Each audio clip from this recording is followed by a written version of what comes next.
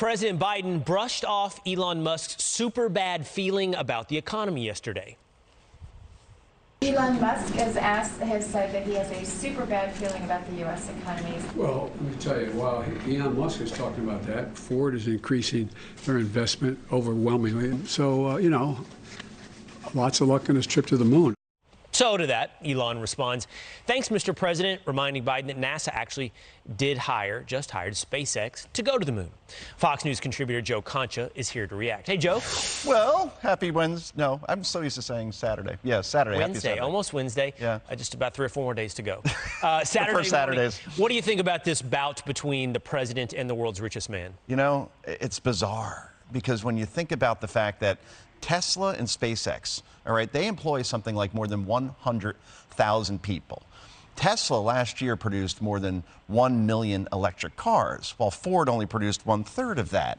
So you have this president in Biden who's mocking Musk, right, who is sending us back to the moon for the first time since 1972. You know what 1972 represents? 50 years ago and the year that Joe Biden was elected to the Senate. Wow. The bottom line is that Joe Biden has never run a business in his life, and Musk has run several, and very well, to the point where he's only the world's richest man. So instead of embracing somebody like Elon Musk, thank you for employing people, thank you for all this innovation, thanks for saving the planet with electric cars, he's seen as the enemy. And isn't that kind of odd for a U.S. president to go after an Elon Musk like that? And it makes our ears perk up when Elon Musk says we're headed for a super bad economy, or he has super bad feelings about the economy. You know, Joe, but I think obviously Elon Musk is going through some type of conversion.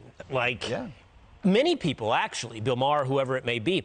Didn't Elon Musk just tweeted, I believe, a quote from a rock and roller, and I can't remember what band he was from, but where he said, "I never thought I'd live to see the day when the right was cool." And the right was the one standing up against the establishment. And the left is full of the school marms telling on us and tell us how to live our lives. And, I mean, Joe Biden's noticed the conversion of Elon Musk.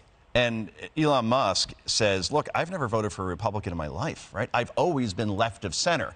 He says, but the party has left me. They've gone way over here, and now I'm going to be a Republican moving forward. Look, Elon Musk isn't alone in his thinking on the economy, by the way. You talk to top, and you do on the show all the time, the top economic minds in this country, and all say we're either headed towards recession or we're already in a recession. When you got inflation, think about what inflation is right now. It's 6 times higher than it was when Donald Trump left office. 6 times higher. Gas prices through the roof. I just paid $78 for gas for my stupid little 2006 Acura, right? People feel what's happening in this administration. And when you have Joe Biden as the top economic advisors like Brian Deese out there saying, no, actually things are very good, it's like, no, the sky really isn't blue right now. They're trying to convince you of something that isn't real because people feel inflation, and it will result in a red tsunami in November.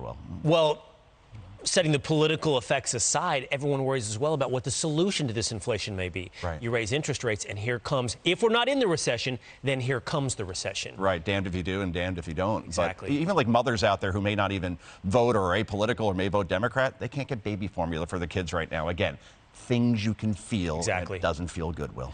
All right, don't go anywhere. Joe Concha isn't going anywhere. He's sticking around. He's going to be part of our knockerball rematch. Did you know that? All I know is Lawrence Jones somehow involved in this? I know. Everybody's running afraid. Right. I don't want to pump up Lawrence's ego, but we really don't want you to step in all 6'4", 220 of me? Lawrence. Oh, Lawrence, right. Lawrence. I'm Doug Flutie. Knockerballing us around. Well, I'm Doug Flutie. He's Lawrence Taylor, not Lawrence Jones. This is not going to go well.